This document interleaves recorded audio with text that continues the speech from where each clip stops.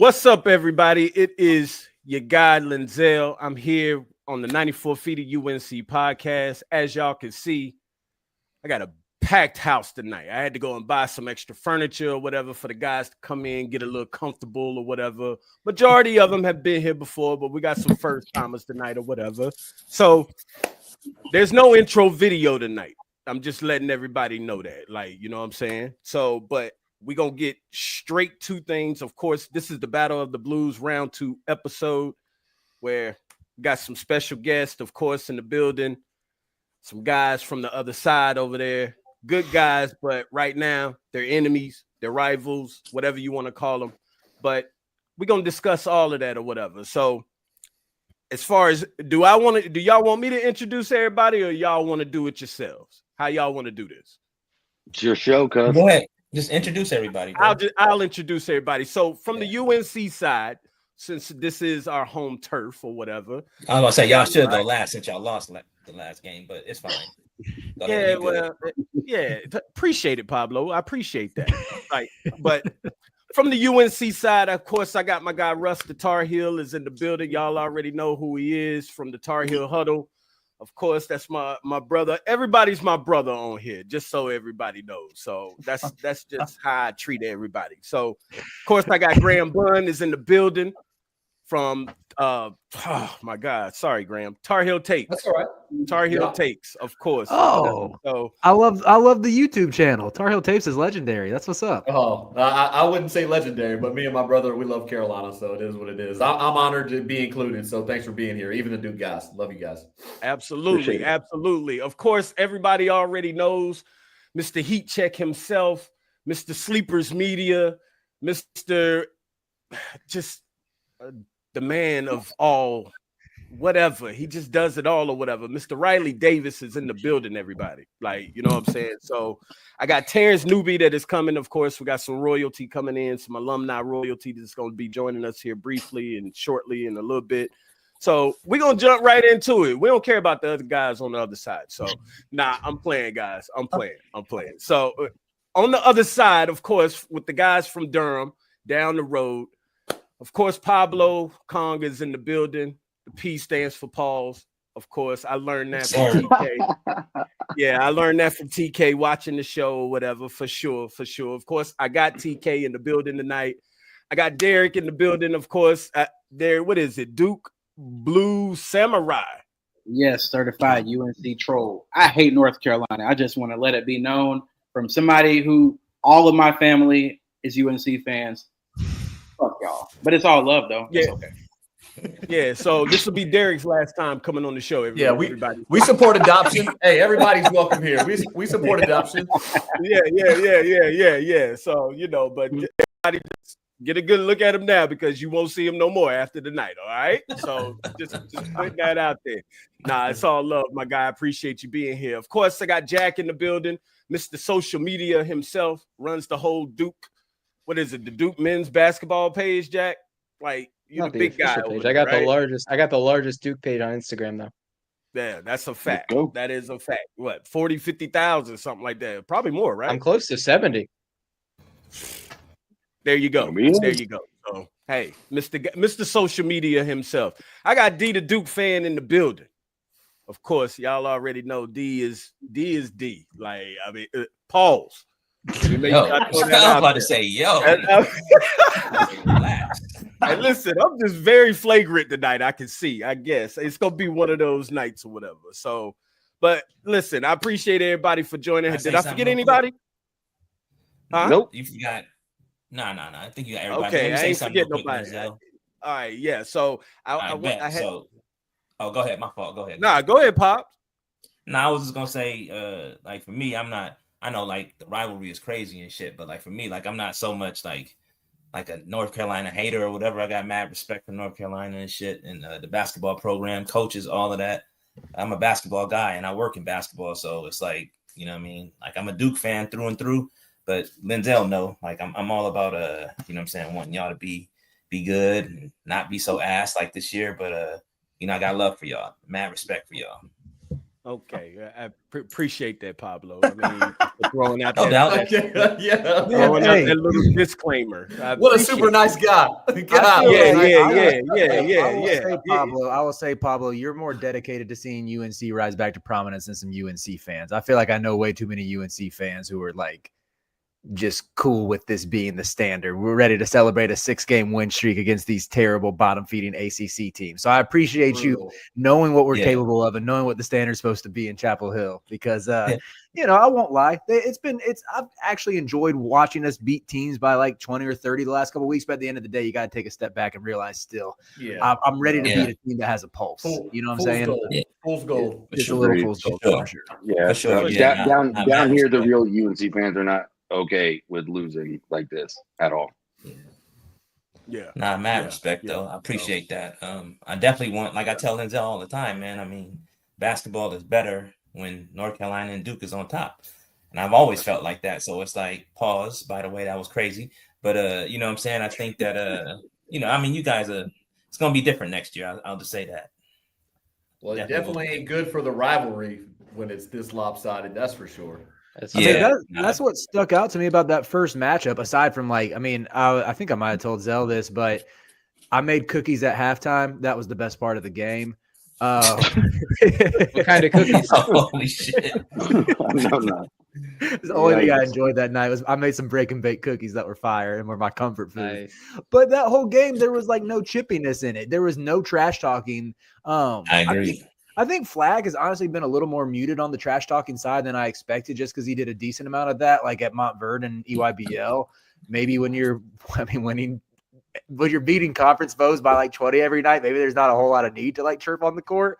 But I was like recording a recap of that game on Sleepers with a Duke fan, and I was like, bro, this is how down bad my program is right now. Like, there was no need for any trash talk. Like, hopefully that changes on Saturday night. Hopefully, like, they found something with the offense that has clicked a little bit more, even if it's just like getting better shots, taking better shots, and actually making them to where it's more competitive, and we get some of that chippiness, some of that jawing at the fans or jawing at each other that's like defined this rivalry over the years. Because that was like the saddest part to me. Like, one of my best friends I live in Durham. One of my best friends is a big Duke fan, and was like, he like sometimes he's like trying to console me the next day. Like, dog, this is not how it's supposed to be. Like, this is how not competitive that game was. Like, you feel like it's okay to console me. I don't need this. Yeah. No, Listen, right. that's how I felt. Like I forgot who it was that I was talking to. I'm almost sure it was one of y'all. But after this, after the first game, it was just like it felt like the game didn't even happen. To be honest with you, like it wasn't no talk. Like normally you will hear chatter and everything after the first UNC Duke game. Like normally you would just hear it. Like, you know, oh, that was a good game. We beat y'all like this. You would hear one of the two, just bragging, of course, because they got the first win. You didn't hear none of that because of the whole fact of like, as I watched that game, I'm gonna be honest with you, the fans even looked like they was just like uninterested in the game, even though it was Duke and UNC, just because of the fact it was just uneven. Like, just being honest. I feel the same way. From the jump. It was a blowout from the jump. You know, we were down 40-13. That should never be the case. I hope I never see that again in my life. I personally very much enjoyed that part. Yeah. I'm sure you did. I said this on the pod, fellas. I said this on our podcast. I was like, the second half was played even, if not won by Carolina. I mean, like, I almost feel like Carolina figured something out against Duke in that second half. I mean, they lost another dumb game after that, but like Carolina figured out how to play bully ball in the second half of that Duke game. I don't know. When the game's over, a lot less pressure when the outcome's already had. Duke was out. It was kind of decided already. It was already decided. Carolina, no pressure on the shots. Carolina knew the game was over. It's a lot easier to make shots when the game's not like in question. Yeah, we had a big argument on our podcast. Yes, y'all did. I mean, a big argument, and I got Very pissed. big. I got pissed because we we destroyed y'all. I mean, let's just call it what it was, right? And kind of like what Riley was talking about, you're not going to see any trash talking when the game's over in the first basically 2 minutes. The game was over. Like you see a superior product, and they played like it for the first 30 minutes of that game, and then Carolina, I guess they didn't quit. So we give them credit for that. But the game was never in doubt. It was always over. And so I think going into this game, I don't know, have they come out with a spread in this game yet? I would guess 8.5. Duke minus 8.5. Wait, it was 8.5 originally. It might have changed, but it was 8.5 originally. If you like money, just go ahead and put it on Duke. If you like money, if you don't like money like Manziel, then don't do it. Now wait a minute though, TK, because you can't really say that because on the show last night, that's true. AC did point it out that that it's the 8.5 spread curse, and it never goes well for those type of teams on Saturday. Like I didn't know that until AC mentioned that last night. Like I don't get more into people need to bet Duke so the spread shifts further. Listen. Jack, you was there. Just win. I didn't. Actually, no, you wasn't there. You jumped on late. I didn't jump on till late. I'm not even gonna finish. Yeah, but of the 9 people in here, who thinks they're gonna cover the spread? Who thinks Carolina's gonna cover the spread? Of the 9 people in here, somebody raise their hand.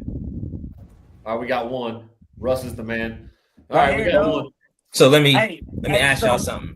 Go ahead. So I don't know about the spread shit. I never paused. You know what I'm saying? That was wild. I ain't really into that shit. So like when they say the spread is 9 or 8.5, what does that shit mean exactly? It means Duke will win by 9. By more than 9. Right. More than 9. Shit, that's easy. That's a large spread for a Carolina Duke game. I mean, obviously we are not the typical Carolina team, but a lot of people putting all the emphasis on anything can happen in the rivalry. I think we watched the first game and was like, okay, this is just this year. I don't know if the rivalry can make up. Yeah, money moves that line also, but money does move that line. Yeah. Well, that line will move before tip. Well, because if I'm not mistaken, the last for the last game or whatever, what AC said, just from knowing, because I'm like Pablo, I don't get into all of the spread stuff either, but I think the spread was like 13. So it was 11.5 at tip. Yeah. So I mean, hey, of course Duke cleared that for sure. So I mean, right. But that's from the jump too, seconds. bro. Like I'm telling you, this is something you got to take into consideration. Real talk, okay? The game was over from almost the tip, and so 40-13, bro. Like it's already done. Now you got on Saturday is a different game. It's a completely different ball game. So you cannot look at the game in Durham and say the same shit's gonna happen, on Saturday, bro. All it does is take Carolina to come out there and punch them in the mouth a little bit and fight with them, and it's a ball game. You know what I'm saying? Fact. So and we can talk about matchups and stuff like that, because that was one of my biggest problems with the game that was in Durham. Is the matchup that they had on Cooper Flag. He's the key, bro. He's leading the team in points, rebounds, and assists.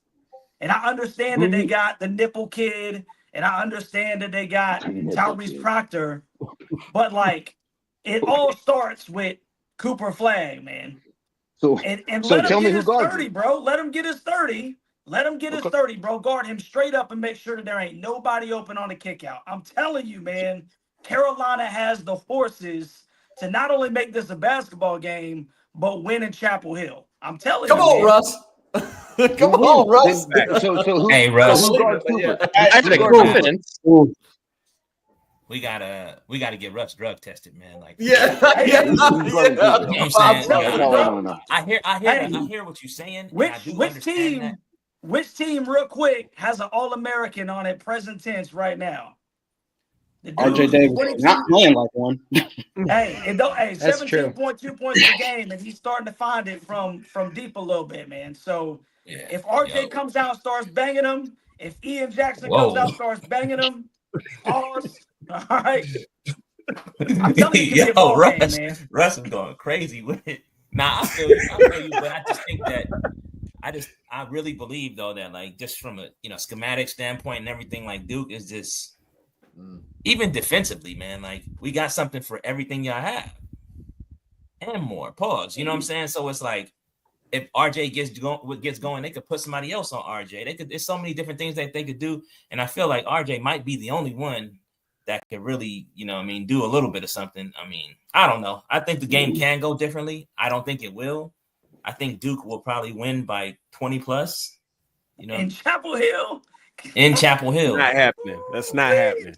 This a different Duke. It's happened before. This is a different Carolina team, Pablo. You can't do that, bro. Is it?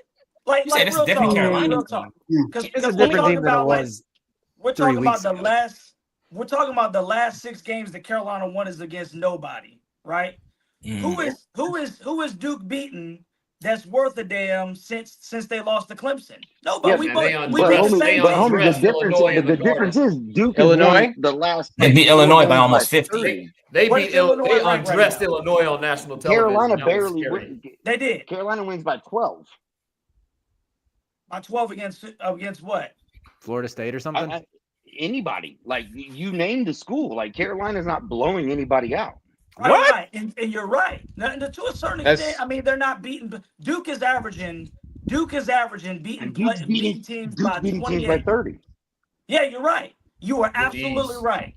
But that's not a rivalry game in Chapel Hill after y'all already demolished us in Durham, bro. I'm telling you, it's gonna be different, man. It's gonna be a totally different. We gonna. I don't know, man. I think it'll be different. For what it's worth, Illinois is ranked 19th in KenPom, and it'll be beat them by 43. It'll be different for the first 10, 15 minutes of that game, and I do think that Duke will go into halftime, anywhere from 8 to 12 points, and in that first 5 minutes in the second half, it's going to be over. Yeah. So Duke's just a superior team, and I do agree that Carolina's playing better, and they are getting the game at home, so that's one of the few points. The crowd will be amped up. I don't think that Duke's going to come out the way they did in Cameron and go up 40-13 or win the game after the first 2 minutes. But I do think over the first 10, 15 minutes, I think it will be a 5 to 7 point game. Duke has done that where they kind of play with their food a little bit. They did it against Wake Forest the other night, where they're not doing Saturday. I'm not worried about it because our defense is so good. I'm not that worried about it. I'm not that worried about it because even when we weren't hitting our shots, they weren't hitting anything either. Our defense is that. I think Duke is greedy. What does North Carolina do? Not to cut nobody off. What does North Carolina do that can hurt Duke? So the last 6 Let's games. be realistic. That's a good question. Carolina is 65 of 136 from 3. That's 48%. And I'm from beyond the arc. If RJ and Ian get hot, bro, it can be a ball game. The only like I said, to keep it close is to shoot it well from 3. Right, exactly. And I actually, in my literally the only chance, Graham. Carolina's got to shoot the ball from deep. I mean, yeah, that's true. At a high clip too, Russ. At a high clip. Yeah. It's a 6-game streak though, shooting 48% from deep. Okay. But you're about to play the number 2 defensive team in the country, according to whatever ranking. Yeah. That's going to be and the biggest pause and the biggest team. So there's length and contestment in every position, which is tough. RJ has struggled against larger guards, and so that's been an issue, and that scares me. I mean, you go 1 for 11 against Alabama at home. Yeah, go ahead, Riley. I'm gonna get Riley, and then I'm gonna get Derek in here too. So let me see what they got. I think RJ struggling. Well, I mean, RJ's been so up and down this year. He's strung together some good performances, but like last year, he was given. I mean, he gave everybody buckets. He was putting 20 up on everybody. It didn't matter. Like I remember in the Dean Dome last year, except in the Sweet 16 game. Yeah, the Sweet 16 game was rough. There's no denying that. He really struggled against Ryland. Like 1 for 10. Yeah, against Ryland Griffin too, who's not even like a good defender. But like even remember that game, the game in the Dean Dome last year, it was like like Duke fans last year y'all were generational at overrating Tyrese Proctor. This year he's actually been really good, so I can't really make that joke anymore. But it was fun last year. Like Duke fans are always gassing that man up, kind of like we did Cadeau all of last year, and then it went one way for Proctor, it went the other way for Cadeau. It's okay. Don't come after me, Mama Cadeau.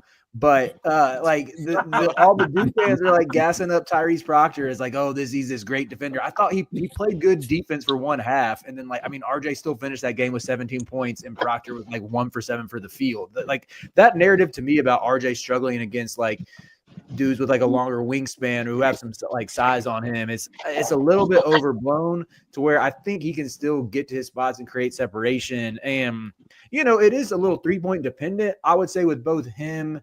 I think he's got a little more wiggle and like shiftiness than Ian when it comes to getting to the hoop. With Ian right now and his handle, his handle has to improve. Like I would say the most that he creates, it's usually those step back threes. It's a step back. Yeah, he can hit them though. Like he's been on fire recently. It feels like every time he gets a shot off, it's going in. My only concern with Ian is like if you put Proctor on him or Sion James on him, does he have the handle, the quickness to like blow by one of those dudes to get to the rim? I think he's best in the open court, but like as opposed to like he's not there yet in terms of being like a huge shot creator in half court settings. But I still think that ability to like hit those step back threes, or even if you watch that Virginia Tech game, they were running them off of screens. Like, bro, sometimes I'm like, it's like basic floppy actions that's getting dudes open shots where I wonder, have we been trying that all year, or is it just now working, or what? But it looked good the other night. I'm like, I hope they keep it up. Yeah. The defenses they're playing aren't top notch. There's a difference there. Scheme of defenses. So Virginia Tech is not an ACC team. They're like they belong in the A10. If they were wearing Davidson jerseys, even like for Davidson standards, they'd be like, "Wow, that's a JUCO team." Yeah, they got to get going. They got to get something changed in north of Charlotte. But Riley, I pray that you're right. I would love to see RJ hit 12 threes on Saturday. I haven't seen it against guys that are like 6'6", 6'7", which Duke has that on the perimeter. So we'll see. That's the only chance Carolina has. Yeah. Agreed. For me, obviously, it's evident North Carolina's been a better team. This is the best basketball they've played all year. I want to preface by saying I don't even think Carolina is that bad of a team. We don't do like the almost hypotheticals. They've competed really well with some really good teams this year. Michigan State, Kansas. I don't like them. Forget them. I'll call them trash or whatever. They've had a great stretch lately. 6-0. I'm kind of looking at like some advanced metrics. I like to combine advanced metrics and the eye test. Yeah, in the last 6 games, they have like the 4th best offense in the country, which is spectacular. Defense is 121st in the country. So it's like an improvement. It is competition is 300 in the better. 20 spots better. I really think so. But I just feel like even if it's a track meet, I don't think they have the guns to keep up with Duke. Maybe they can. I feel like a smaller. I don't know. I don't even know what the deal is. Like try to guard Cooper Flag, but Khan Knuppel gave RJ, Cadeau, whoever the smaller guards on UNC side a lot of problems. Just don't think UNC has an answer defensively. They might even be able to run with Duke offensively in this game. It's a home game. It's RJ's last game at Carolina. And, I'm an RJ Davis fan, so I think he could have a good game, but it's whatever. I just don't think they have the defensive chops to keep up with Duke.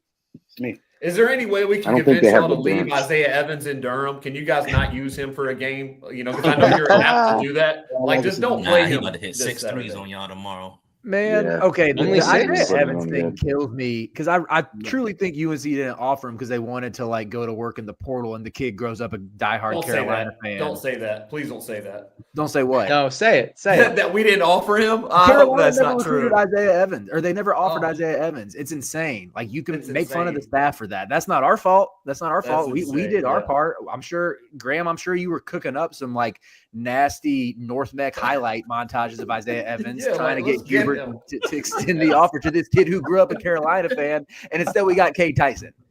Yeah, that was bad. That was bad. You guys can make. Where's the video from Pablo? I can't even pull it up here. Cade Tyson. Yeah.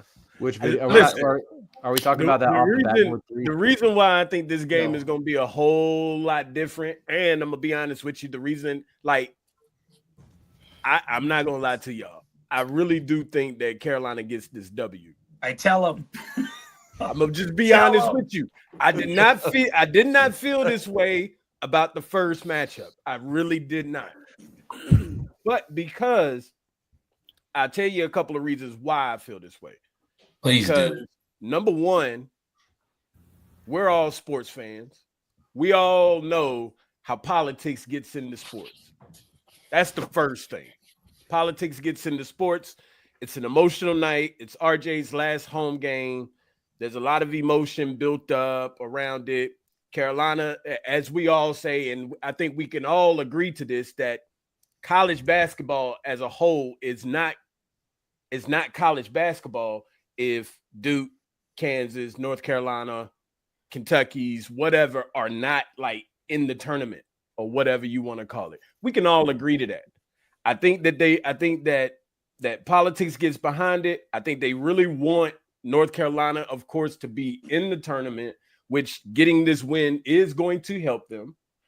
I think man gets into the foul trouble because we've all seen it in several games throughout our tenure, I guess, or whatever you want to call it, as far as watching basketball, that if there is an uneven matchup, the refs and people like that are going to fix it to where they make the game more evenly matched. Whereas right now, man is probably the most odd outcast, I guess you could say, for us, I guess you could say, as an opponent, because we really don't have nobody to guard him. I think he gets into a little bit of foul trouble. It limits his time on the court. Of course, RJ is going to be RJ. I think Elliott is going to have a pretty decent game. And I mean, now with us just playing the way that we are and in this rhythm that we're in, the game, you're going to see a totally different outcome. And I think we squeeze by and we get this win. I'm not saying we blow y'all out. I'm not saying none of that. I think it's going to be a close game because, like I said in the beginning of the show, nobody was talking. Excuse me. Nobody was talking about the first matchup, and nobody is still not talking about the first matchup. I don't hear no Duke fans or UNC fans. Of course, I mean, we talk about the fact that, we're just not that good in some of these discords and things like that. But you don't hear the bragging rights. You just don't hear it. And this is like probably the biggest rivalry in sports. So what? It's not probably. It definitely is. Oh, second. But I think not to cut you off, but I think what happened is that we whipped your ass so bad that nobody's not interested. I'm not even trying to. I hate to agree. That's a good point. I hate to agree. I agree with Pablo. And that's fair. I got mad love for y'all. But that's fair. That's fair. Because I know even with me, right, what I do, honestly, I mean, you know what I do for a job and shit, right? Like, I'm actually a scout. So, like, I literally watch these games. Like, I'll watch a Duke game, like, 6 times, bro. Literally 6 times. I watched that motherfucking game one time. I wasn't even interested no more, bro. That's my point. And that's my point. So I'm like, but that's what I'm telling you. I think we whipped your ass so bad that it was like, everybody was like, fuck, I ain't watching that. You know what I'm saying? And that's just like, but that's fair. But that's fair. So what do you do to make sure that the rivalry stays the rivalry? Regardless of whether the teams are unmatched or not, Jay Billis always says the rivalry always delivers. Like, yeah, he's also working for ESPN. He's soliciting people to watch the game. Like, that's his job. There was commentators in that Carolina Duke game going, well, if they make 23s in a row, we might have a game. I mean, you got to sell it so you don't lose viewership. So don't listen to Jay Billis. At the same time, Graham, let's be honest. You don't have to sell a UNC and Duke game. You do right now. Now. Nobody wants to watch no 40 I think people are going to watch it regardless, but at the same time, I mean, if both teams are good. Hey, Russ, get in here. I need Russ to pump me with some confidence. I want to hear what Russ has to say. Hey, I'm gonna give you something to look for, and I'm gonna tell you once again, this is why this is a different game. All right. Carolina's starting lineup. Okay, in the first game, RJ Davis, Seth, Elliott, Ian, and Vin. Remember, they went with a 4-guard lineup against the biggest team in the ACC, and we were all saying, "What in the hell do we have out on the floor? We got 4 guards." Right. And they got absolutely bullied. And I'm gonna give this to Lenzel. Lenzel said probably about a month ago, privately to me, he said, "Hey man, I think the X factor here is Jay Witt." And I was like, "Bro, come on, man. That guy's getting like 5 minutes a game." Jay Witt has come out to the 4 spot, giving them length, athleticism. He's knocking down threes, and he's playing some defense. And I said in game 1, appreciate it, son. I said in game 1 that the one guy that could do anything against Cooper Flagg, as far as just matching up with him with the length and the athleticism, would be a guy like Jay Witt. And Jay Witt, in the like 3 possessions that he guarded him, he had a step back 3 that Cooper did hit, but Jay Witt had a block on him on the baseline. And I really think that 23-year-old kid can cause some trouble for this 18-year-old kid in the Carolina Duke game. And that's what I'm challenging him to say, hey, listen, you didn't get a whole lot of burn in the first matchup, but right here, bro, this is your assignment. Stop Cooper Flagg. And when I say stop, I'm not saying he ain't going to have double figures. That's not what I'm saying. Make it challenging. Make it challenging for the kid. Stay in his daggone chest and chirp at him the whole game. Russ. He ain't going to have a 6'3" Seth Trimble on him during this stinking matchup. He's not going to have R.J. Davis guarding him as the time is expiring at halftime, where he's just pulling up and knocking it down in his face. Right. If Jay Witt gets that assignment, bro, I'm telling you, this could be a different ball game. Russ, I love the energy. Let me preface that. I love the energy. I do love it too. For one, I need it. Jalen Withers is 24, not 23. Let's give respect to our 6-year vet, baby. Year 6 breakout. I've been beating that drum. Year 6 breakout. Agree with everything you said. Other than like playing some defense is a little bit loose. I think Withers, he still gets lost too much off ball for my standards. True. I swear if his man comes off like a down screen, he's falling down like 20% of the time. Love the energy though. I love like how when he lets that thing fly in the corners, it's like it looks so casual and then it goes in. It is a lot of fun to watch. I like his redemption arc has been crazy just over the past 2 or 3 weeks. Honestly though, I think you probably if I'm Huber, I'm throwing Withers on Flagg like I would say in certain spurts to just be physical and not worry about picking up a foul. When the game is on the line, when it's in crunch time, I want Drake Powell following Cooper Flagg. That's exactly what I was getting ready to say too, Riley, because we all but the only thing is foul prone for sure. Yeah, I also want Drake guarding Khan though, so that's the only thing where I'm not really sure what to do with that, but I still think Drake is the and I don't think he didn't guard him a lot in the first matchup either. Mm-hmm. Yeah, I agree. So once again, you're Drake guarding one of the 2 top scorers for Duke is huge, and you think it would be a no-brainer. It could be a game changer. That's all I'm saying. Yeah, listen. Yeah, I would say I think you're right. If Duke didn't have more than just those 2 guys, but Duke has like a whole roster full of dudes that'll drop 20, 25 on you. And that's what makes the game so intriguing, man. That it's like how do you really stop Duke? Like, what can you do to really stop Duke? I honestly, and I'm not even being like biased or anything, but I don't think you can really stop Duke. I don't think that you can stop Duke. Like in terms of Carolina, like I said last night on the pod, I think your best bet is to run like crazy. I agree. You know what I'm saying? Give Elliott the ball in the middle of the court, middle third, have the guys run in the wings and just push the ball. I think that's the only thing that you could do to make it challenging, you know what I mean, against Duke, in my opinion. Because, I mean, you guys don't have a low post presence. You can't throw it down low. You know what I'm saying? Like, you going to the rim, in a half-court setting, you going to the rim against some monsters. What are you going to do? You know what I mean? And that's disrespectful, bro. Drop it off, baby. I'm just like, I don't know, man. You drop that shit off and it's getting beat up off the backboard. TK, you and Jack, y'all get in here. What y'all think? I mean, I'm excited. I really do want to see what he comes back with. I mean, I'm excited. I'm excited to see what Hubert comes back with after that first game, because I think he's a better coach than a lot of people are giving him credit for, myself included. But, there's, like Pablo said, there's just so many guys that Duke has that can give you 20, 25 on any given night that it's going to be really tough no matter what. Not to mention Duke's 10th man was a McDonald's All-American last year who has provided quality minutes. Like, Duke has the depth to withstand a lot of things. Also, I do want to point out, I hadn't cut anyone off in the moment when this was said, But someone was talking about, I forget who it was, talking about RJ Davis potentially getting by a Proctor or a Sion James. I just want to point out that if he's doing that in a half court set, then he just had to go up against a 7-2 like shot denier and come on Maluach. I mean, so good luck.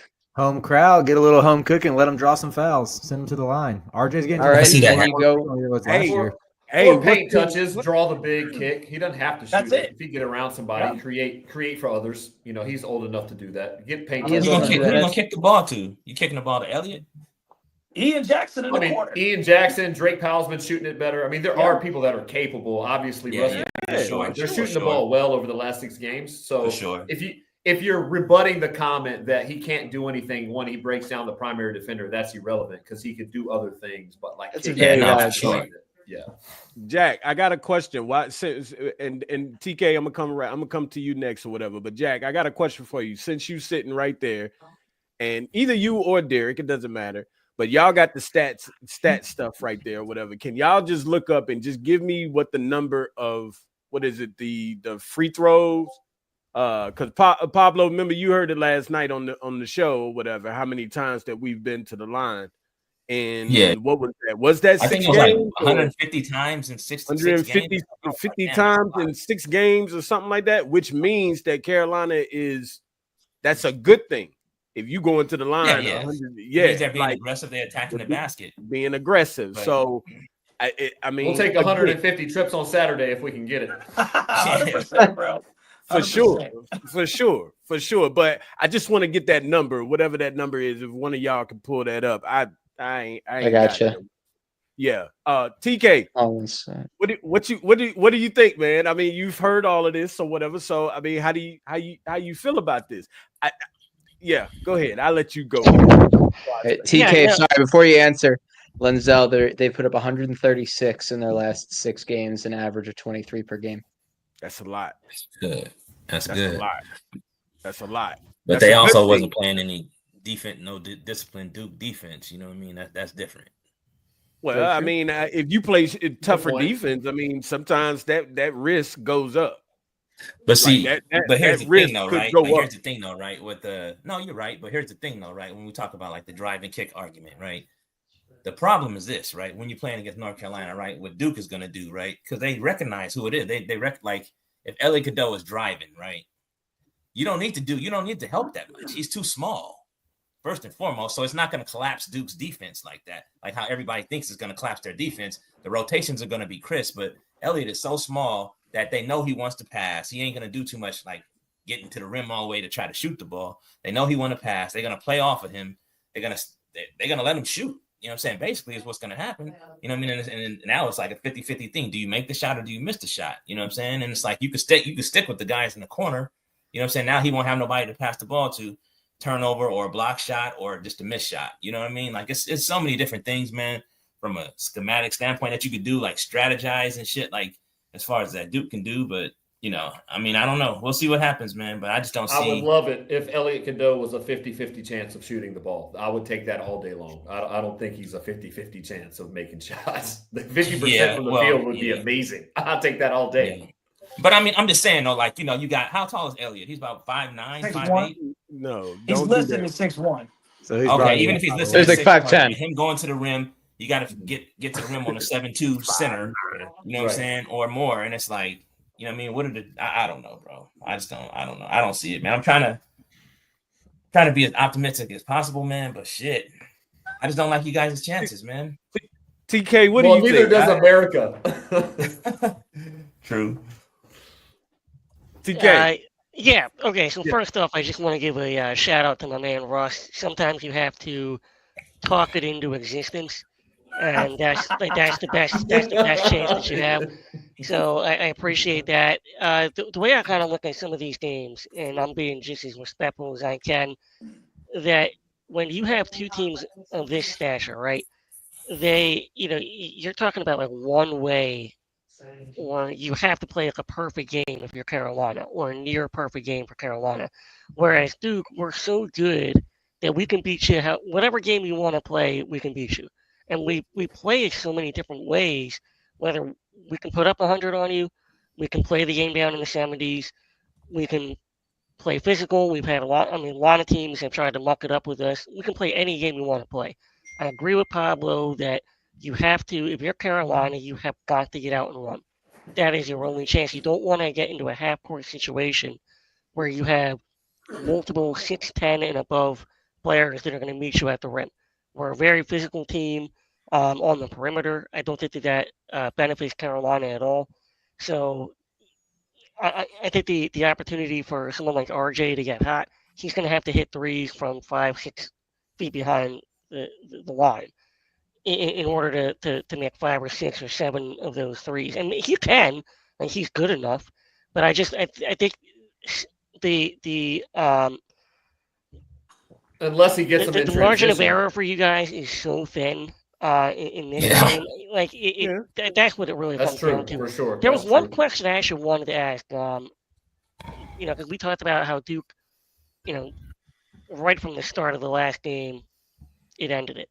Is Carolina planning on doing their traditional Carolina thing where they start to walk on seniors? Yeah. Oh, I'm sure they will. But here's the thing, though, TK. Here's the thing, though, TK. Number one, we have no walk-ons that are seniors. Okay. And number two, the ones that will be starting that I know for sure will be RJ, Jay Witt, which are 2 of the starters already, and Ty Claude. So, and if they don't tell Ty Claude to tackle somebody on the tip. I was just going to say, unless his only assignment is when that ball gets down, Ty Claude, you tackle him.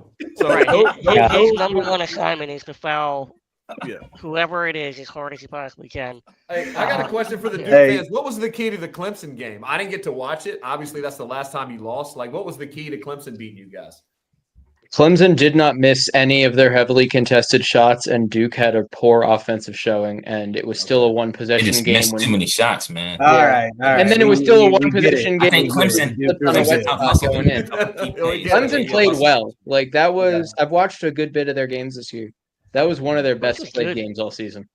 Yeah. Clemson's a good team. I don't think we were ready for that matchup the way we should have been. And – we were also without Gillis, which was we were, and who cares? You can't know. Like, UNC. I'm not excusing this. I'm providing context. Gillis will be playing tomorrow or Saturday. Gillis is Malik back? We're not sure yet. I don't think so. Nah. So probably he's not coming back. He'll be back, but not for Saturday. So Duke did not play well. You're saying they underperformed in that game? They definitely That's did. what I'm saying. They definitely did not play as well as they could have. Okay. So Clemson also played out of their minds. It was perfect storm. Yeah, they was hitting every shot and shit. But like I said, Linzel, though, I hate hearing that. It has to be the perfect storm. Y'all better have Jesus Christ in your starting lineup on Saturday. Well, the sky is Carolina blue, so you never know. Yeah, I know, Pablo. You said it several times. Thank you for reminding me. Easter isn't coming for another 6 weeks, so I don't think you're. So let me say this: 2 things. Number one, I think Man gets in foul trouble. If Man gets in foul trouble and y'all, but how? How do you see that happening though? What do you think? Let me finish, Pop. I think he's saying that Roger Ayers and Ted Valentine are going to be 2 of our refs. Well, I don't think it's going to be Teddy V. I definitely don't because he was just at the. Yeah, I think he was at another game. Or I would love like it if we didn't have Ted Valentine. That'd be but great. See, I mean, agree with you on that, Graham. Yeah. So, but I think Man gets into foul trouble. If he gets into foul trouble and y'all don't get Brown back, things gonna be looking a little shaky because now y'all ain't got no post presence like that. I mean, y'all got players. Don't get me wrong. Y'all got players that you could probably put in that position, but it ain't no Man, and it ain't no Malik Brown. Now y'all could go with Big Pat. Fine, that's cool, right? But once again, it goes back to the whole politics thing. Like, I listen, I've been watching basketball for a long time, and I know how the politics when they get involved in games. I strongly believe that politics is going to get involved in this game. And where were the politics on the first game? I could have used some politics on that first game. Listen, honestly, politics was involved in the first game. And the reason why I say that, and this is just me. I haven't said that. I don't say this to persuade nobody else, but politics was involved in the first game because before the season even started, it was all about like, oh, Duke has this glorified, amazing team. Cooper Flagg is the greatest. He's generational talent. He's this and that and the third. John Shire's doing a good job or whatever. So you got to keep running with, I don't want to call it a narrative because, I mean, but it is a ongoing topic throughout this season. Like anytime and they're proving it too. I mean, yeah, sure. Yeah, all of it. All of it is true. But at the same time, it is still, you got to keep going with that narrative for whatever. And it's like, that's what a 10-point win would have proven that narrative. They didn't have to be 40. No, it wasn't 40. They only beat us by 17. It was at one point. Yeah, I mean, it was at one point. Yeah, and the number's not indicative. If anybody looked at that game, was like, "Oh, it was only a." Oh yeah, you know, they make a couple more threes, and that's a ball game. That doesn't. For sure. So, and let's be honest, and I'm not talking about y'all or whatever, but I sense a little fear in some of y'all Duke fans. Just so y'all know that. Like, I can read body language PhD like Greg do, Riley. You know how Greg does. Like, I can read some body language PhD. I don't know where you got your PhD in. Listen, and I'm gonna be honest with y'all. I don't sense none of that killer mentality or attitude from any of y'all Duke fans for this second game. Now, I felt it in the first one. I felt it. Now, of course, listen, y'all are going to be confident and about your team because you're supposed to be. Same way we're confident. But I don't sense that killer from y'all. I sense a little bit. It ain't got to be a whole lot, but I do sense a little bit of fear, whatever, just because of the fact of the way that North Carolina has been playing lately. And it is a possibility because you all are not unbeatable. We've seen it. It's out there. So I do. You've only seen it 3 times, but it don't matter. You got 3 losses. Period. The numbers don't lie, Pablo. So we ain't gonna do it like that. But you clearly drinking the same thing that Russ is drinking. Yeah, but that might be fine. But I know when I feel a certain type of way and I can sense certain things, I know what I'm talking about. I said it before the season started that Jay Witt was going to be the X Factor player. As a matter of fact, I mentioned it to Riley too before the season even started. And now look what's happened and transpired. You hit that one on the nail, man. I sense a small fear that it is a possibility that North Carolina can get this win on Saturday against y'all. And I sense it from y'all. So not just y'all on the panel, but I sense it from other fans and stuff as well. Lindsay, I got a question for the Duke guys real quick before I have to sign out of here. How many times do you think Shire's going to show the video of us showing our ass and Cameron winning on their floor last year and being like, hey, this is what they did when they came onto our floor? Like, when you talk about the killer instinct, I remember watching that of like going over to the crowd and doing all of this hoopla. Do you think that the Duke players are going to want to have that moment for themselves on Carolina's floor? There's no question. There's no question about that. Well, and I fear that. One of the things that Cooper Flagg is notorious for is when that McDonald's All-American, tradition where the Carolina guys are sitting with the Duke guys. He basically said when I think it was Dre Powell, said they were going to beat that ass again. He goes, nah, that will not happen next year. So whatever it is for Cooper Flagg, he's one of those types of dudes where he doesn't need much. He's just a different white dude for sure. And he was in the stands when that happened. And he was in. He said that's not happening again. Not on his watch, and he was correct. That's why he dropped 21, 8, and 7. And Lenzel, you got to talk to your people. This is a Carolina podcast, so I get what you're trying to do, but I'm not sure what vibe we're giving off here to think that we are not supremely confident. No. We're the best team in the country, and it's going to show on Saturday. Listen, period. None of them, Graham, Russ, Riley, none of them. I haven't spoken to them about what I just mentioned. This is something that I've been feeling or whatever for the past week. I guess you could say. And NC State and it hasn't even been since. It hasn't even gone back that far. This is only for this past week. And I'm telling you, the difference from the way that I have sensed Duke fans, podcasters, in the first meeting versus this meeting, it's a totally different attitude. And I feel it. I sense it.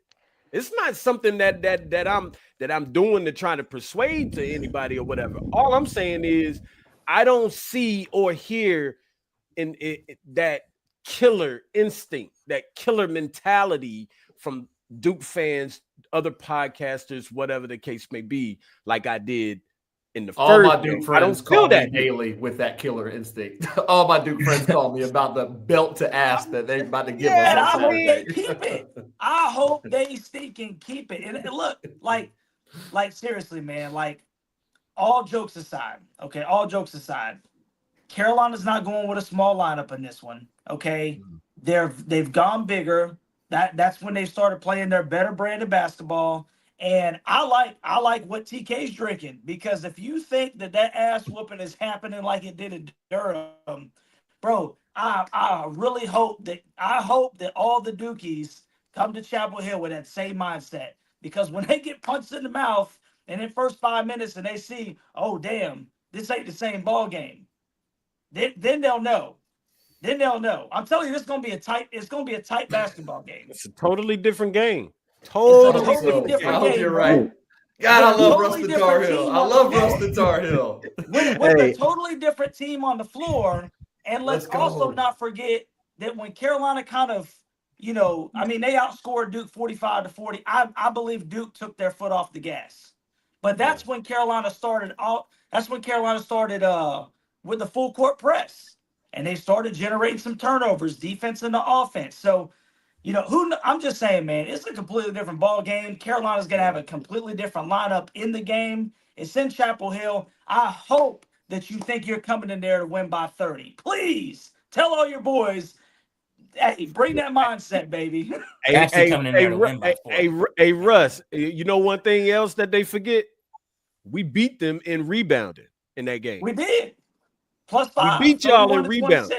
Just so y'all know that don't mean nothing if you can't. Regardless of your 7-2, Pablo, sit this one out. I knew that was coming. Yeah. It don't make no difference, Denzel. You get all the rebounds in the world. If you can't put the ball in the basket, he's got it right. And you're right. Didn't you guys beat us in rebounding because we actually took shots and a lot of your possessions ended in turnovers? Hey, that might be fine. That might be fine. But guess what? Back then we wasn't shooting that well. Now we're shooting well. And we rebound in the basketball. You guys are shooting 33% from three during your win streak. We better. We got no shot if we don't shoot it well.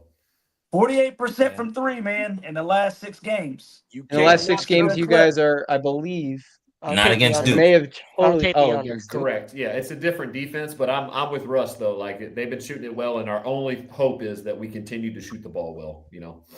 I'm like Russ. Please come in there with the mentality that you're gonna beat us by 30. Yeah, I think you guys are more confident than the North Carolina players. Of course. Yeah, that's what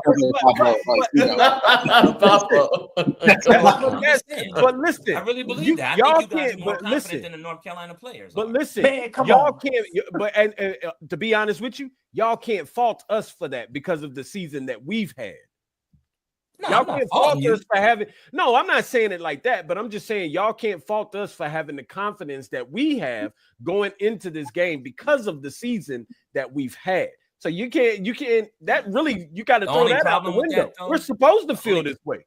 Yeah, absolutely. The only problem with that though is that your team don't feel that way. Y'all not playing the game. I don't think that's true. I don't think that's true either, bro. I don't think that's true either. I don't think that's true, Pablo. Yeah, that's the first unfair statement I'll say Pablo's made all night. Hopefully those boys are like, let's get going. I hope they feel that way. Yeah, I hope they are. I want a good game. Yeah, I don't. You think they're in? I want a good game where Duke pulls away in the last 5 minutes.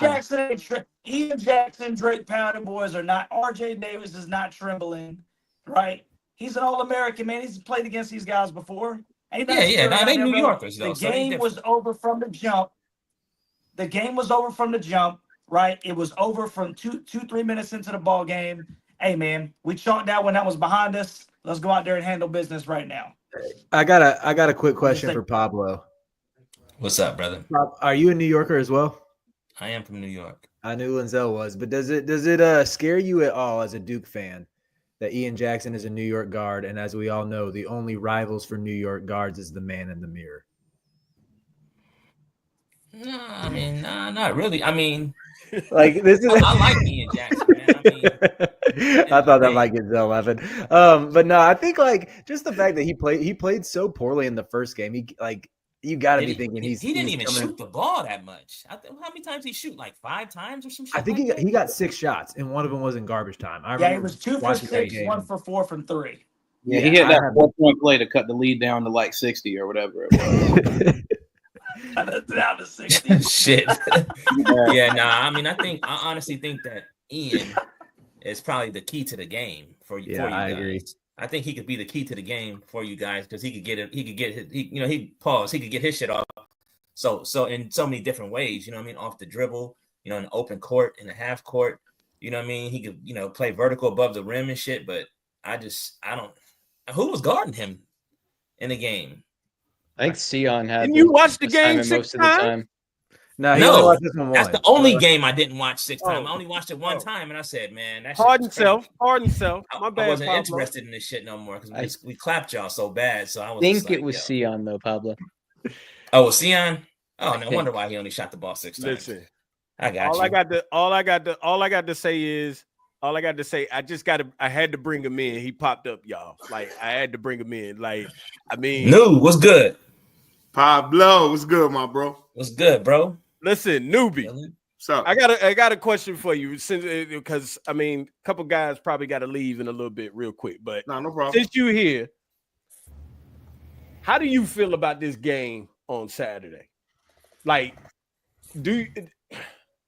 how do you feel about this game on Saturday? If anybody else got any questions, please ask Newbie if you want to, because Newbie gonna keep it a buck. He gonna keep it a buck. Of course. I mean, here's my thing, bro. Like we've been playing better, but also the teams we play, we supposed to do that too, right?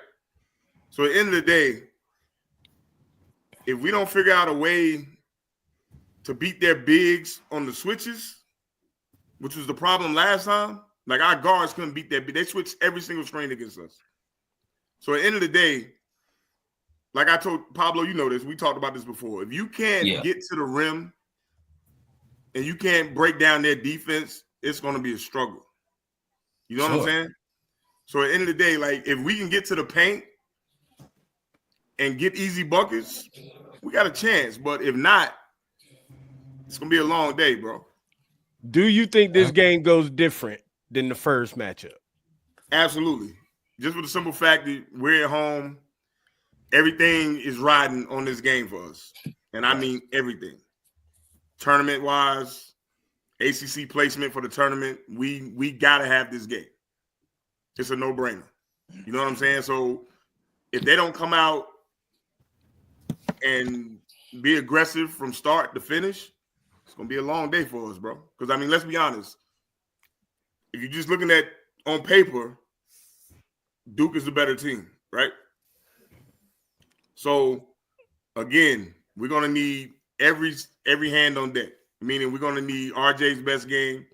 We're going to need Ian's best game. We're going to need everybody's best game. So, like, it ain't nothing to think about, bro. I think the whole team should get baptized before the game. I'm not listening to Pablo. That's actually a pretty good idea, Pablo. That's like I really think that you might be onto something with that.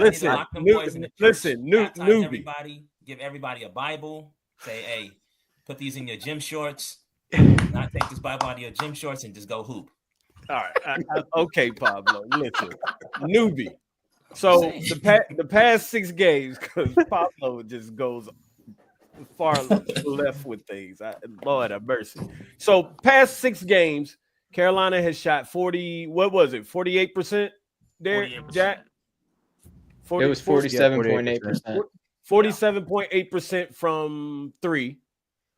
They've been to the free throw line 136 times in the last 6 games. They're 4th in offensive efficiency in the country. Since if I'm not, 15th, that's correct. Something like that. So totally different team, of course. If man gets into trouble and they have no Malik Brown, like I told you, and Newbie, you know this. When politics get involved, it changes the landscape of things. Am I right about that? Absolutely.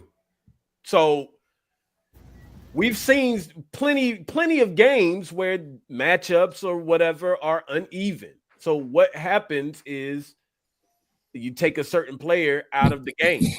Like a certain player comes out of the game or something like that. Like it's just the way it goes. That's just how it happens. Like, so if you get someone like a man in foul trouble, it's going to limit his minutes on the court, which is going to change a lot of things or whatever, especially if Duke has Who no the hell is man?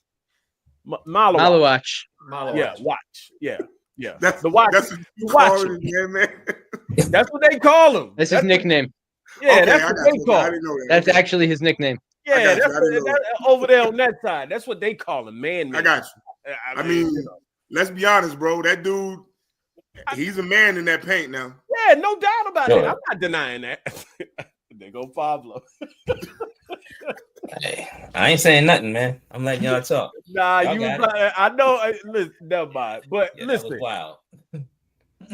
If he gets in foul trouble and they have no Malik Brown, then it's a totally different Duke team. No, they definitely would be different defensively. They're already different without Malik. But if you get man in foul trouble, yeah, I mean it changes things in the paint. You know what I'm saying? So for sure. Again, if you can get to that point where you can break down that defense, bro, you can get in the paint, anything can happen. I mean, let's be honest. I mean, I'm sure y'all already talked about this. Like, when it comes to these two teams, bro, records and rankings mean absolutely nothing. You're gonna we haven't talked about that, newbie. They didn't want to talk about the best from both teams, bro. Just dealing with this game alone. That's how big it is. Like, I don't like I said. Think back to the pause, newbie. Pause. What happened? You good? Listen, bro. But go ahead. You good, bro? It makes no difference when it comes to this game. You don't feel different this year, though? You don't feel like, because it just seems a lot different this year, though. You know what I'm saying? Like, listen, and I've seen every other year, but now I'm just I've seen it. I've been involved, and I've seen it to where they were flat out just better than us. Mm-hmm. But when this game happens, all that stuff goes out the window. And it's been times where we were just flat out better than them, and it didn't go our way. Because, like I said, bro, this year? It gets no better than this game right here, bro. It gets no better. Right. Like, this is the ultimate rivalry. This is the game everybody wants to see. Like, this is the biggest game in college basketball every single year. And that's the reason. Sure. And that's the reason why I say I don't think things swing y'all's way this go round. I mean, of course, you're supposed to say that. Like, I mean, if you're really true to your team, you're gonna say it's like Pablo's gonna say we're gonna get hammered by 20. I'm sure he's thinking that. Sure. Pablo, what's the score you've been predicting? So my prediction for the score was 100-45. Whoa, ho. You know what I'm saying? See what I'm saying? Y'all see what I'm saying? Pablo, though. That was arrogant Pablo. So I'm not so arrogant tonight. So I'm not. I honestly think we're gonna win by 20 plus. I don't think so. I don't think so. So how much you think we're gonna win by? I don't think you're gonna win at all. Don't ask me. I'm never giving you credit to think you're gonna walk in our gym and win. So how much you think y'all gonna win by? Y'all want to get the score predictions now? A win is a win. We can do the score predictions right now. All right, let's do it. On my screen, I'm gonna go this route. Let's see. Jack, give me a score prediction. I'm gonna be a little arrogant. I'll say 78-54. 54 is man. Carolina really balled in your prediction. Yeah, they put up 54. Carolina, you take really Carolina good by 20 some. You know I'm taking Duke. I'm always taking Duke. Okay. Oh, you're taking Duke. Oh, got it. Okay. You know what? I'm gonna give Carolina more points than 54. They're only gonna get 61 though. It's gonna be real ugly. I personally just don't think Carolina has pure matchups for Duke. I feel like I haven't really heard what Carolina can really do that's better than Duke. 97-61, 36-point blowout. Jesus Christ, Lord have mercy. Graham, I'll call y'all back. Graham. I abstain. My heart it says we're gonna win by 4. You know, we secure a rebound, we win like 82-78. But like my brain is worried that the first 2 score predictions are fairly accurate. Oh, Lord have mercy. Graham, listen. We got to work on you, buddy. We got to pause. My fault, but yeah, that was woo. Yeah. we got. I love. I'm worried about the rivalry. If it's another 40-point blowout, I'm worried that people are going to lose interest. Yeah, rivalry's never going to die. Hold on, Pablo, because I got to address this about Graham. Graham, this is why I say when politics get involved, like I think people keep missing that key point. Maybe, and I know I am. I played ball. I've never been involved in a game where I thought politics played a indicator. Zell's a marketer. That's what you have to remember. Zell can market and sell anything. Like that is his gift. Sure. I like it. I'm just hey, all I'm saying is I've seen it too many times. I've seen it from the errors watching Nuvi on the court with Antoine and Vince and all of that. Watching those games to all the way up into this season, I've seen it. I hope you're right. I know when there are more dominant teams or whatever the case may be, a lot of the times refs or whatever get involved, politics get involved, the ones that move the needles, I guess you could say, and they make things evenly matched to where it's like, okay, let's make this watchable. Well, I said 82-78 Carolina. I'm with you, but I'm just saying how when you look at things like that. I mean, prime example, the Super Bowl, right? Like Super Bowl just isn't. That's a whole nother topic. Like, you want me to say something, Wenzel? No. Go Birds. Go Birds. Listen, we don't care about the Birds, but anyway, I care about the Birds. I know you do. You in Philly, so I get it. I understand. Pablo, give me I already said it. 100 to 45. All right, yeah. So Pablo won't be back on the show either, ladies and gentlemen. So obviously that's a fucking that's obviously I'm joking around or whatever. I know you are. I think honestly, but like a real talk, I think we win by 20 plus for sure. For sure. Yeah, not gonna happen. Russ. I don't think it's double digits, man. I think it's a close ball game either way. I just think that Jay Witt being in the lineup, and I think HG is gonna guard him and Nipples completely different. And Nipples and a nipple. So I really do. I mean, I think Carolina needs this game. It's in Chapel Hill. And I'm gonna say it's gonna be a shootout, bro. I'm gonna say it's gonna be a shootout, 89-87 Carolina. Okay. TK. Yeah, I would say the only politicking going on right now is you, Wenzel. You're the one politicking. I get it. You got to talk it into existence, like I said earlier. But you guys are in trouble. Okay. It's going to be 91-68. You know, it's one thing to do politics when you have Antoine and Vince, on your team, but you don't have any of those guys. And we got the horses. So you guys are in trouble. I do think it'll be a better game the first 10 minutes. It won't be a blowout right away, but at the end of the day, the Duke depth will wear you guys down in 91-68. I will say this, TK, before I go to Riley. I will say this. Y'all better hope you blow us out. Because it works better in y'all's favor if you do. And I don't think that's going to happen this time. Even if you do get the win, it ain't going to be no blowout. That's my point. That's really my biggest point to all. I don't sense no killer in you right now. Well, here's what I'll say. I kind of agree with you. That's what I was going to say. I'm not sitting up here saying that we gonna blow y'all out or anything. Hey, yo, I'm not. But here's the thing: is Wenzel, and I'm keeping it 100 here. That each Carolina person here is like, man, if we do this, if we do that, if we do this, we can win by 4. We can win by 5. We might be able to, I'm not sure what Newbie's going to say. But every Duke fan here, we're like, yeah, we're going to beat you by 20 because we're just that much better than you all. And so, when you look at it from that standpoint, I understand it's the biggest rivalry. I understand we're playing at your house. I'm giving credence to it because I'm saying it's not going to be the same game as the first game, but eventually we are just that much better, and I think that's why that'll show. Okay. Yeah, that's a fact. Because you're looking for ref. I felt that way last year. I felt that way last year. Okay. All right. Riley. I've been down on this UNC team all year. I've been negative. I get called overly negative by all the UNC fans out there. I just like to say I'm realistic. Yes, you do, Riley. Yes, you do, Riley. Yes, you do. I've been critical of just some of the, I don't know, the roster construction to everything I've seen on the court. Mainly the roster construction. I think that's kind of what spurred everything on here. But eventually, you got to stick your neck out for what you believe in. And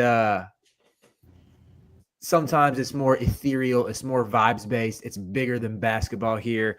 I think Carolina gets it done. How do they do that? They're shooting the ball a lot better, as we've talked about repeatedly throughout this show. Again, that clip went viral. I think it was Maluash on RJ, where it was like, oh, look at our 7-footer guarding on an island. No, he wasn't. He was guarding on an island, and you had help defenders cutting off driving lanes because no one from Carolina could shoot. That's why RJ couldn't do anything against him, was that help defense that was clogging the paint. Duke can try that again. It will probably work to an extent. I still believe in their ability to erase shots at the rim, but I think UNC is going to make their threes, especially at home, in front with the boost of the home crowd. I like this like just a classic 77-75 game for Carolina. Let me get an Ian Jackson buzzer beater. That would feed families, specifically my family, because it would help our Sleepers Media UNC content start getting more views again if the Tar Heels are feeling better out there. I need my family fed. Ian Jackson, we're counting on you. Ooh, okay. That'll work. Newbie. I don't know if it's going to be that high of a scoring game just because. Well, what do you call highs? Meaning, I don't know if it gets to the 80s. Just because. God, it hurts me to say this shit, man. It really does. But like, don't do it. Don't do it. Don't do it, newbie. They're one of the best defensive teams in the country, bro. Like, let's be honest.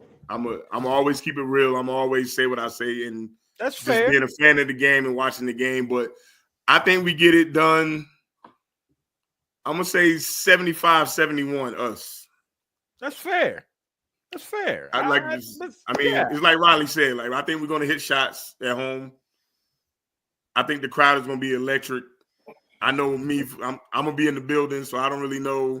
I'll be in there everybody too. Else, I'm saying as far as. And neither one of y'all got me no tickets. Listen, bro. Listen, we not friends. Man, they're disrespecting you, Lenzel.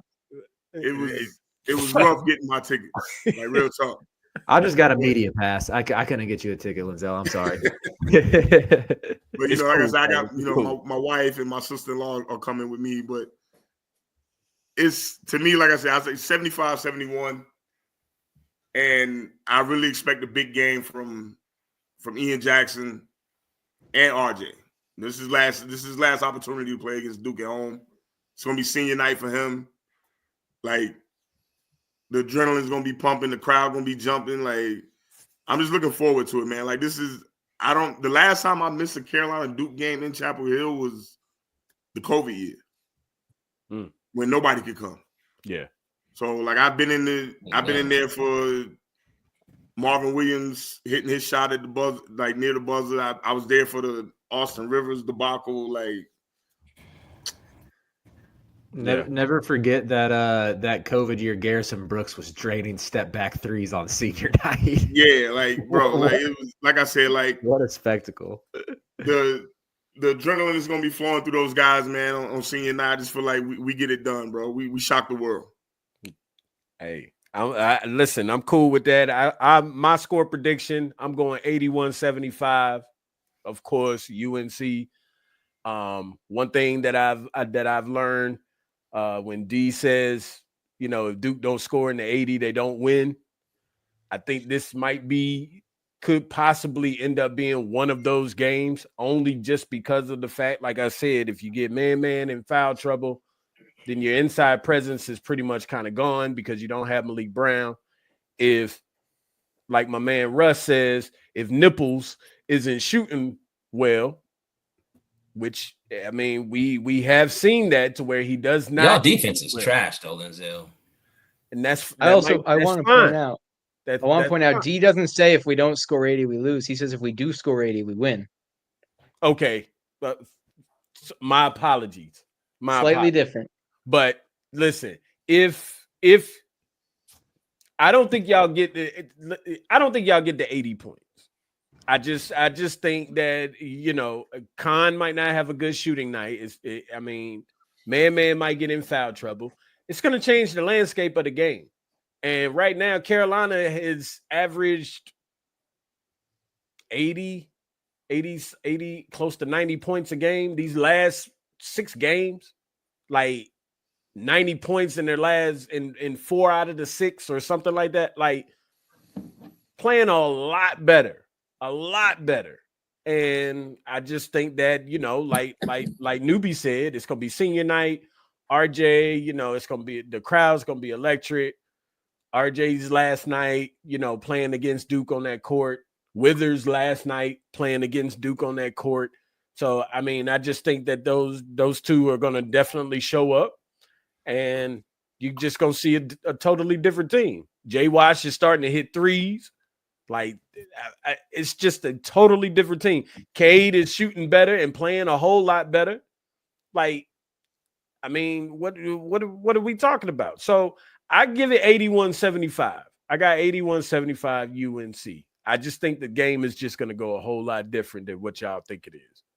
And but at the end of the day, bro, it's like Pablo said, like we have to defend. For sure. We have to defend. For sure. Like, my only worry, to be honest with you, with UNC, my only worry is Jay Witt getting in foul trouble. Here's the thing too. You have to stay out of foul trouble, then we gonna be all right. If we can keep them out of the paint, because to me, they don't really have a breakdown guard, right? Everything is through Coop. Coop is the focal point. They don't have a Jay Will, or they don't have Kyrie, somebody that can just, if things go left, shot clock under 10, that can break you down and get a shot outside of Cooper. Cooper can create his own, create for others. But so again, if we are solid defensively, we definitely got a chance. But that's, it's easier said than done. But like I said, they don't really have that guard that can break you down off the dribble consistently. That is a fact. Let Coop get his. I feel like, that's true. Duke definitely, Proctor, he's really not taking guys one-on-one consistently. Yeah, Proctor's a knockdown shooter. You leave Proctor alone, and he's going to cook you all night long. Like, that kid is shooting the ball at a high level this year, bro. He really is. I just don't know if you can take Coop away for sure, but nipples, as my man Russ was saying. I'm gonna just go ahead and let that rock for now. I just feel like he's a big guard. He's 6'7". He's a Midwest. He's a big kid, and I don't know if UNC really even has somebody that can guard him. I guess Trimble's a good defender for sure. He's 6'4", 6'5", maybe. So he's a good matchup. 6'3"? He's 6'3". Bro, listen, I'm 6'2". Seth not taller than me. Dang, that's crazy. Well, so I guess he would be the best other option. He's just super athletic, but he's not taller than me. Yeah, for sure. I don't know if Khan's not gonna take you beat you off the dribble like a shifty guard, but he's a top 7-8 pick in the draft just off of offensive bag. Old man game, but we'll see. I just personally, the emotions are definitely there. I don't see the pure matchup, which it's a rivalry game, so I guess that doesn't really matter. I don't really know where UNC goes and wins this game, because I definitely thought that Duke was going to beat Carolina on senior night last year, and Cormac Ryan looked like the second coming of Jesus Christ. I think that was senior night. Was that senior night? I don't know. Either way, Carolina put the belt straight to Duke, so I don't even take the emotion senior night thing as seriously as I should anymore. Carolina has spoiled a few big moments for Duke on the last game of the season. It's happened more than one time, so I just kind of reserve the emotion nowadays. Just I feel like somebody was saying something about I think Pablo said that Carolina fans are the ones that have the confidence, not the team. I mean, I don't think the Duke players are just walking in this game expecting to win by 30. I think they're wired really well. I think they're coached well enough they know that they have to bust their ass, honestly, to win this game. But, I feel like we just got to let that ball roll. Wish I was going to the game. Somebody could have slid me a ticket, but I think they're going into this game thinking that, Derek. I really do. I think they think that I really do think their mentality going into this game is, oh well, that we are playing they are playing a little bit better or whatever, but we still gonna kill them. Like I truly believe that's the mentality that they are walking in the door with. I truly believe that. But again, this game ain't gonna go the way that people think. And like I said earlier, and people can call me whatever they want to call me, I don't sense that killer mentality and killer instinct from Duke fans and Duke podcasters like I did in the first matchup. I don't. I'm sorry. I'm just calling it for what it is. Like when that first matchup, and this is no shade to Pablo because that's my brother. I love him to death. But that first matchup, Pablo was, oh, we gonna kill y'all. Y'all don't stand a chance, this and then the third or whatever. Same thing he's doing now, right? Pablo's very consistent. Pablo's very consistent. But it was a lot of that. And I'm not Pablo's gonna be Pablo, and that was probably a bad example. But because Pablo's gonna be Pablo regardless. But other people, right, that I talk to, fans outside of being podcasters and things like that, they had that same mentality like Pablo had in the first matchup. And I felt it. Like I didn't go into this game feeling confident like that. Of course, I'm gonna be confident because I'm a root for my squad. But at the same time, deep down inside, yeah, I had that feeling like, yeah, this ain't gonna go too well. I didn't even watch the game like that. It's probably the first Carolina and Duke game that I have not watched in. Oh my God, that's probably the first one. Period. Man, I stopped paying attention to that game in the first 10 minutes of the first game. So, and that's the reason why I keep going back to the whole politics thing, because of the fact politics, the rivalry is so big. Politics is not going to let that continue to keep happening like that. It's just not. Like, I don't care what nobody says. That rivalry is going to be that rivalry because of it being that rivalry, if that makes sense. Like, it don't happen like that. And everybody knows that. Like, Newbie, what's the coaching staff saying to the guys in the locker room before this game, knowing that they took a whooping the first time? Number one, that's going to be the first topic of discussion. Yeah, like how do you get them to believe? You're going to watch footage of that first game. Yeah, number one, you're going to watch that film, and they're going to make sure that you see what you look like. Yeah. And that's going to, and plus that's going to be a part of trying to make adjustments. Yeah. They're going to watch the first half, whatever snippets they take out of that. They're also going to watch the second half where they had success and figure out how they can break them down and score against them. But at the end of the day, like, as a player, if you're not up and ready for this game, then you in the wrong business, brother. Yeah. 100%. You know what I'm saying? So at the end of the day, like I said, it's not going to be a lot of rah-rah trying to get guys ready to go. Yeah. If you're not ready to go for this, then you're at the wrong place. It's just that. Do you think we have the dogs, like guys that are not going to be intimidated by getting their ass punched? Do you think we have the guys that we need? We do. Number one, Seth Trimble.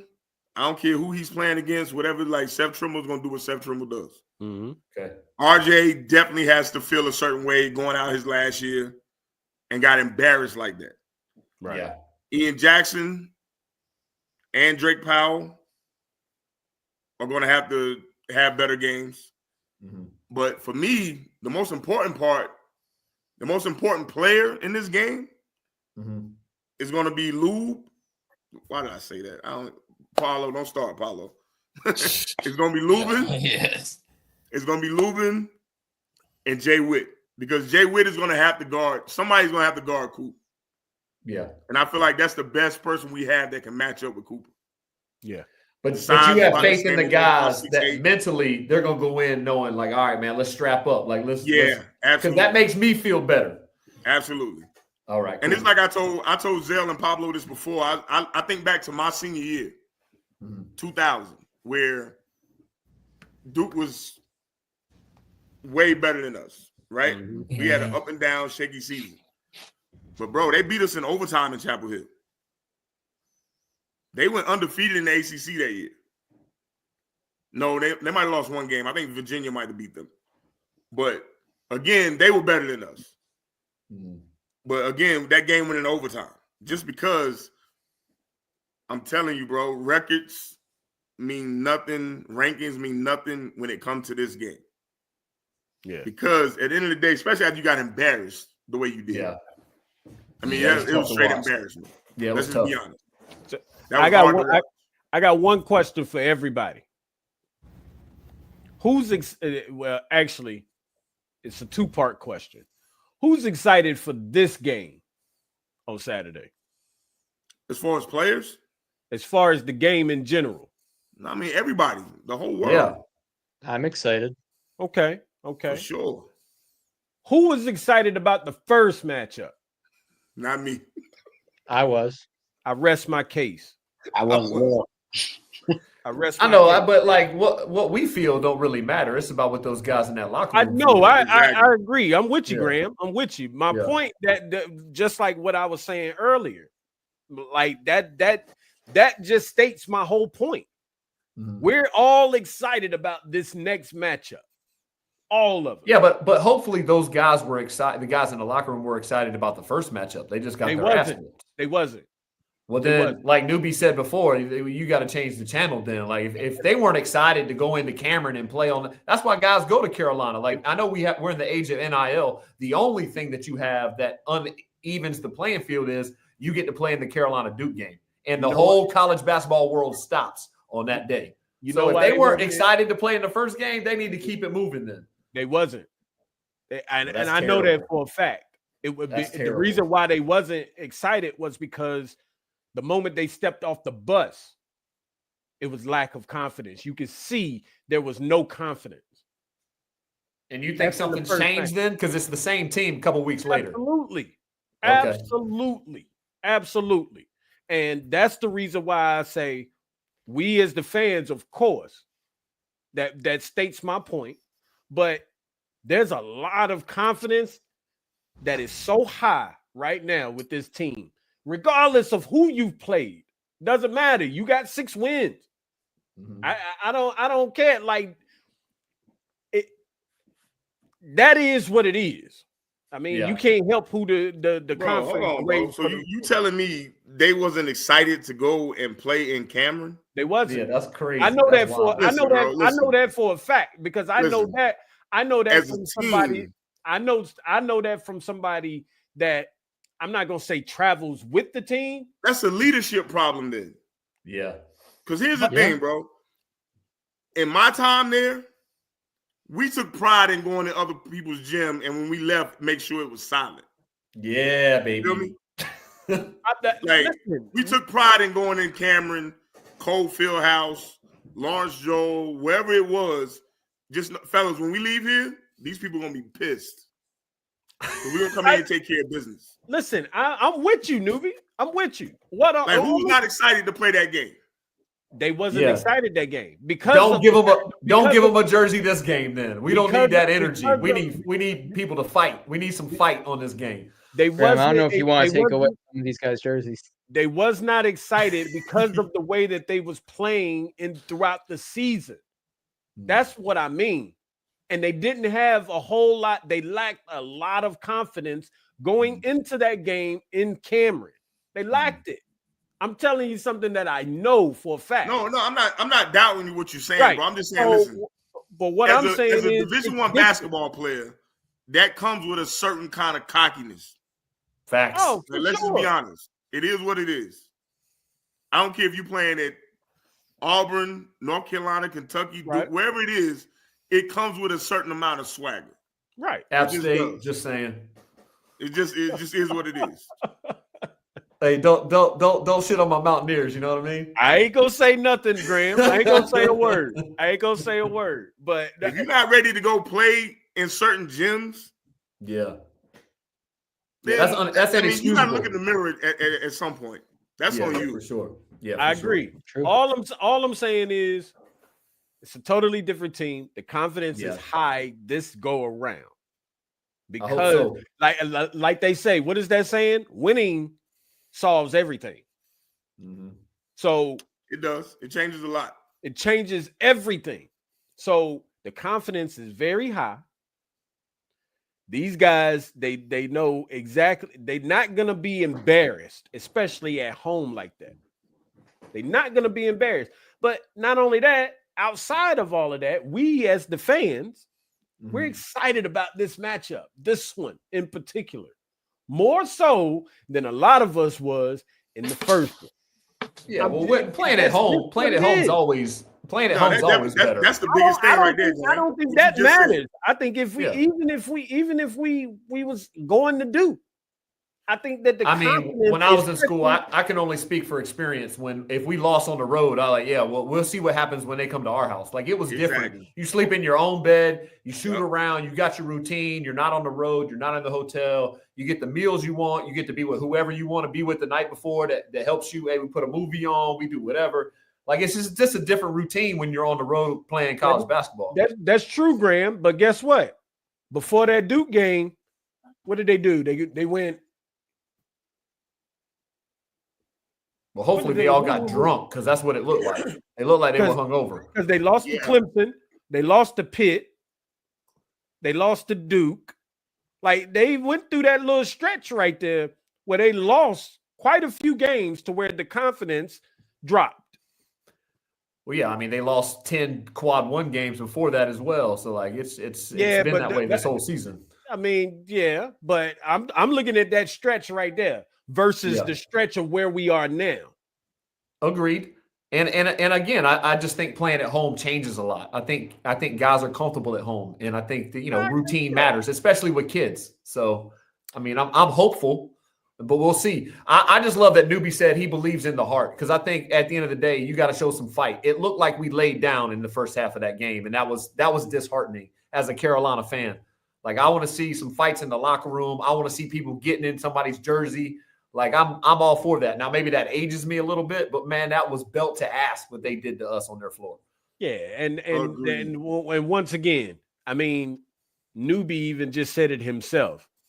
He didn't even watch the game or whatever after how long into it? First 10 minutes, I was done with it. Yeah. I watched every play. I didn't watch it. I didn't watch it. Like it just that just don't happen. That just don't happen. And it's just gonna be different. I'm telling y'all. The Duke guys are just really entertaining watching us talk in circles. Hey, they got us on the ropes. They're like, these guys but Graham, listen, Graham, you hit the nail on the head, bro. Like after certain stuff, I expect to I'll give you an example. My senior year, we win Maui. We come home, we top 5 in the country. We play Michigan State. This is the first year of the ACC Big Ten Challenge. Michigan State come in the Ding Dome and gave us the business. Yeah. They ended up winning it all that year. But again, that game shouldn't have went the way it went. And when I tell you, 2 of our starters got in a whole brawl in the locker room to where we had to hold the press out for a little while before we let them in. Yeah. That's how serious it was. Facts. So if you don't have that kind of dog in you, that kind of fight in you, bro, Saturday's going to be a long day. For sure. Agreed. That's that simple. I agreed. It's just that simple. Like you going in that blood, sweat, and tears with your brothers that you all chasing this dream together, you trying to win, and it brings out a certain kind of dog in you, bro. And if you ain't got that in you, then like I said, you at the wrong place. Well, that's why I do love that Ian Jackson and RJ are both New York guys, and all you ever hear about New York guys don't take that shit well. So I hope that stereotype plays out on Saturday. That's like I agree.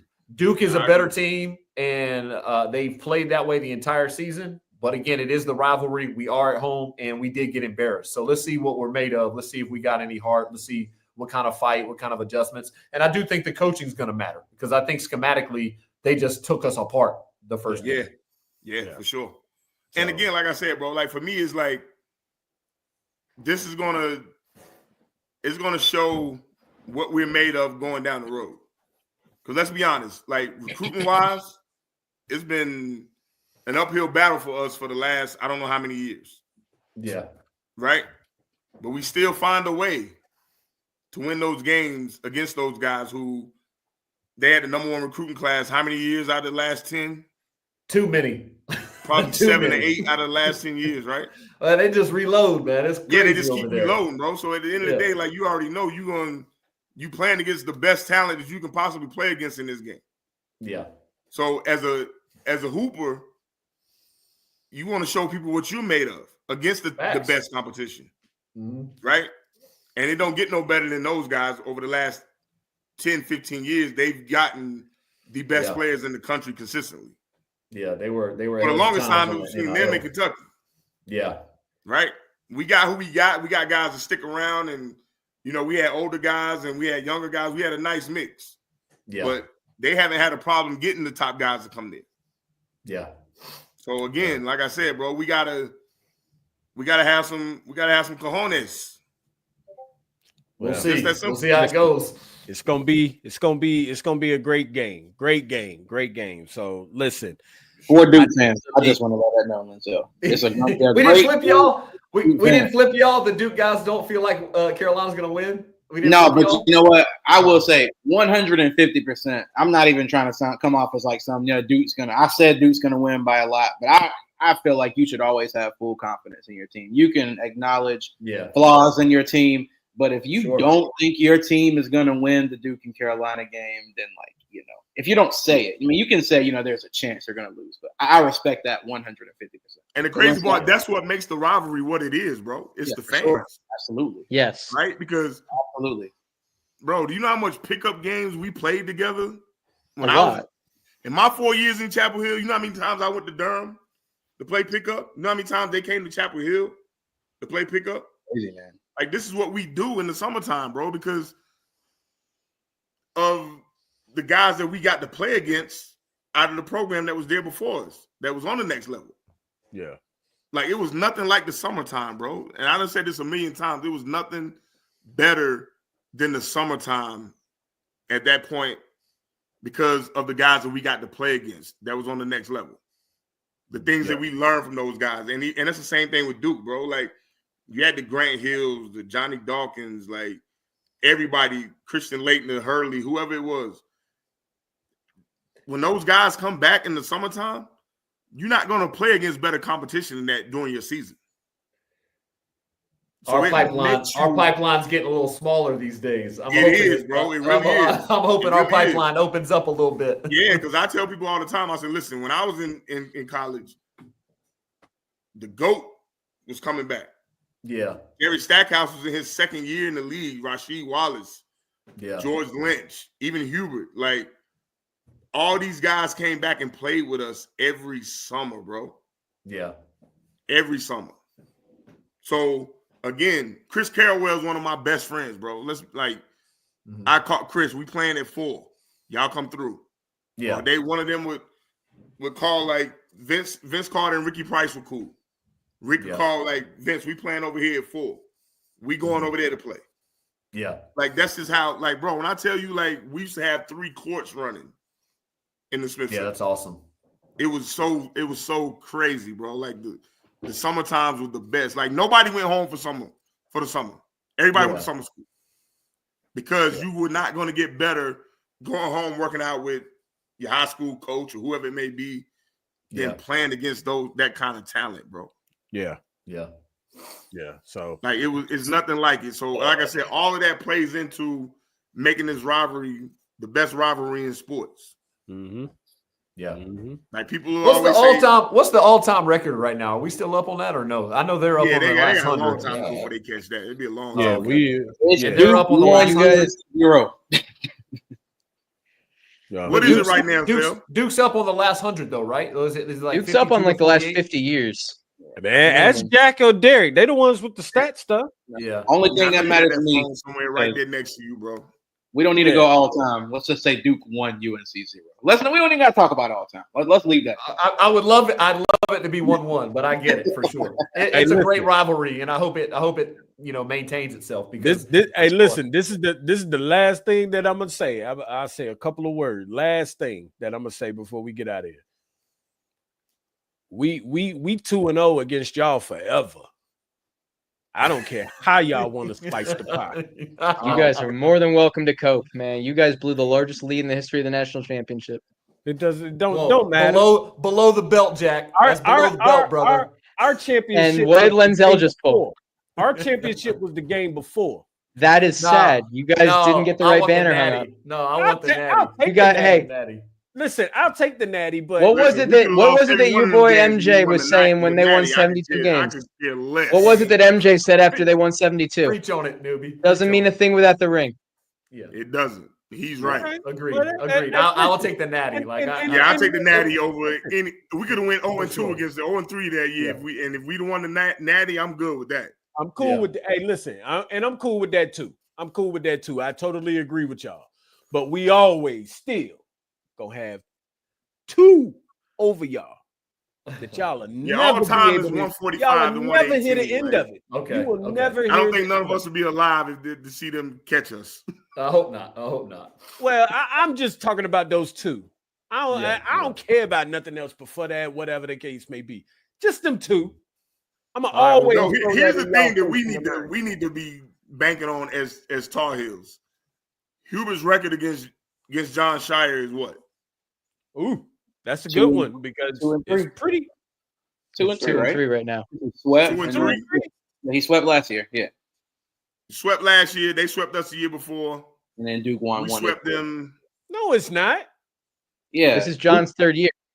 This is 3rd year. Wait, my fault. That's on me. I'm thinking you said Hubert versus Shire or Hubert versus Duke in general. Hubert versus Shire. Oh, Hubert versus Shire. Yeah, Hubert Shire is 2-3.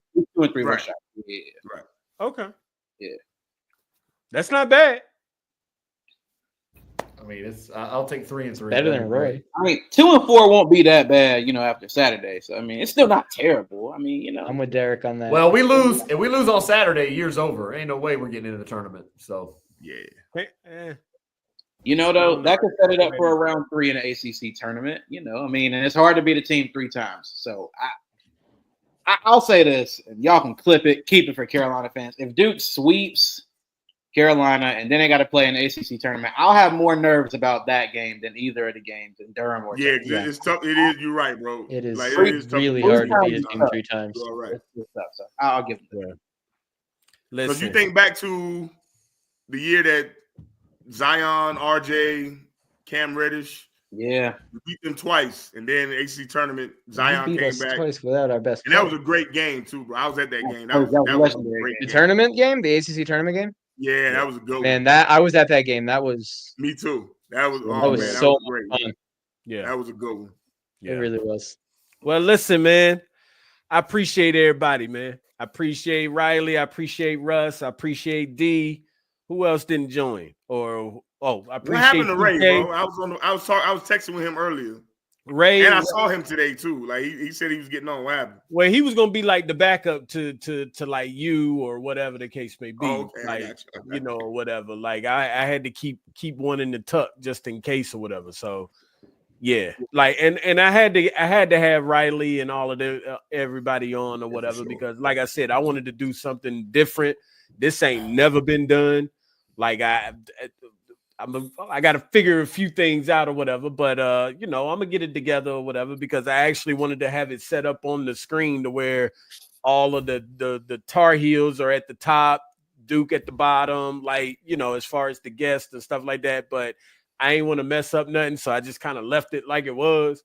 That's the reason why everybody's kind of in different positions on the screen. So it is what it is, though. It was still an amazing show. I appreciate all y'all guys, man, and Jack, Derek. Of course, y'all first time here. Welcome to the Zell Dome or whatever. Don't expect the invite back. And take your guy Pablo with you. Take him with you. Man, you got Pablo ain't going to anybody, bro. Pablo ain't going nowhere.